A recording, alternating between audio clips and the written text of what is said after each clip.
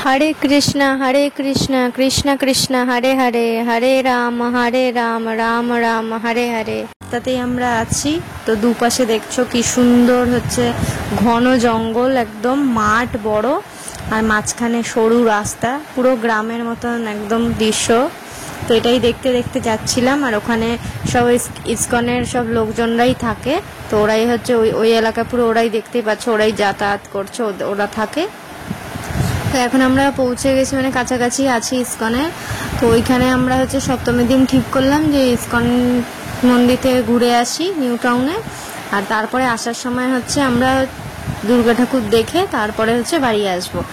তার কিছুক্ষণ বাকি আমরা হচ্ছে বেরিয়ে পড়েছিলাম। ঠিক তখন 4টে বাজে, 4টে সাড়ে 3টে 4টের দিকে।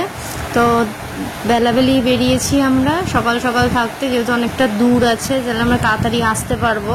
তো ওই জন্য আমরা গেছি। তারপরে আমরা গিয়ে ওখানে অনেক দিন ধরেই ভাবছিলাম যে ইসকনে যাব, নিউ টাউনের, যে কেমন দেখবো ওখানটা, এলাকাটা কেমন, তারপরে ইসকন টেম্পল দেখবো। তো যাওয়া হয়নি। তো ভাবলাম আজকে সপ্তমী আছে, যাই। আর এই যে আমরা পৌঁছে গেছি ইসকনের ভেতরে। দেখো এই যে কেমন তোমাদের লাগছে সেটাও হচ্ছে কমেন্ট করে অবশ্যই বলবে। আমার তো খুব ভালো লেগেছে। আর ওখানে এত নিরিবিলি জায়গা, মন্দিরের ভেতরে গিয়ে তো মনটা একদম পুরো শান্তি লাগছে, পুরো একদম সাইলেন্ট পুরো হচ্ছে এলাকাটার। মন্দিরের ভেতরটাও কি সুন্দর শান্তি লাগছে, পুরো লাগছে। কিছুক্ষণ মানে দাঁড়িয়ে থাকি, ওখানে সবাই গিয়ে বসেছিল, দাঁড়িয়েছিল, সবাই ভগবানের নাম করছিল, খুব ভাল লাগছে। একদম হচ্ছে নিরিবিলি এলাকা, তো খুবই ভালো লাগছে মন্দিরের ভেতরে। আর তারপরে আমরা ওখানটা পুরো দেখে ঘুরে তারপরে হচ্ছে বাইরে হচ্ছে গোশালা ছিল, তো ওখানে গিয়ে হচ্ছে গৌমাতাকে নমস্কার করে দিয়েছি। তো তা দেখো খুব সুন্দর লাগছে, আমারও তো খুব ভালো লেগেছে, এই প্রথমবারই এসছি। আর এটা হচ্ছে বাইরের দিকটা ইসকনে, যেটা দিয়ে আমরা মেন গেটটা দিয়ে আর কি ঢুকেছি ভেতরে। তো এইখানে আছে আরও সব কাজ চলছে, এই তো নতুন হয়েছে আর কি।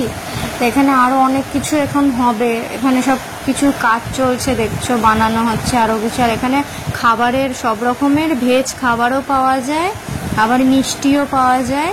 যারা যারা ধরো মনে করবে এখানে ঘুরতে আসবে, পুজো দেবে বা কিছু খিদে পেলো খাবে, এখানে সব কিছু হচ্ছে নিরামিষ খাবার পাওয়া যায়, ভেজ সব কিছু পাওয়া যায়, জল থেকে শুরু করে সব। আর এই যে এখানে এদের থাকার জায়গাও আছে, এখানে এই যে পুরোটা গৌশালা আছে এখানে। দেখো কি সুন্দর বড় বড় শিং, কত বড় গরু, দেখো কত বড় গোমাতা। তো গৌমাতাকে নমস্কার করে তারপরে হচ্ছে আমরা ওই এলাকাটা একটু ঘুরে নিয়েছিলাম।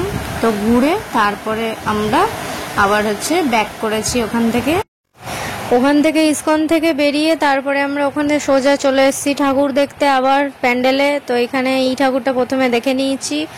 আর তারপরে এখানে দেখছি অনেক কিছু বসেছে, জুস, লস্যি, জল, তারপরে চটপটি, ফুচকা, অনেক রকমের তেলে ভাজা, ঘুগনি, পাপড়ি চাট, তারপরে হচ্ছে মুড়ি, ঝালমুড়ি, তারপরে হচ্ছে এখানে অনেক রকমের ওই যে মিষ্টি, মালপোয়া, গজা, কত কিছু, সেই গাঠিয়া, বাদাম, সবকিছু ভাজা হয় না সেই মেলাতে যেমন, তো তেমন হচ্ছে সবকিছু খাবারের স্টল বসেছে। এটা বড় মাঠের মধ্যে হচ্ছে আর কি পুজোটা।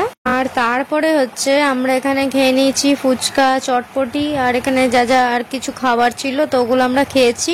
খেয়ে তারপরে আরো কটা ঠাকুর দেখেছি, দেখে তারপরে আমরা বাড়ি চলে গেছি। যেহেতু আজকে আমরা গেছিলাম ইসকনে, তাই জন্য হচ্ছে অনেকটা টাইম ওইখানে যত লেগে গেছে, তো অনেকটা দূরের রাস্তা, তো তাই জন্য আমরা অনেক রাত অবধি আর অনেকক্ষণ ঠাকুর দেখিনি। তো তারপরে আমরা বাড়ি চলে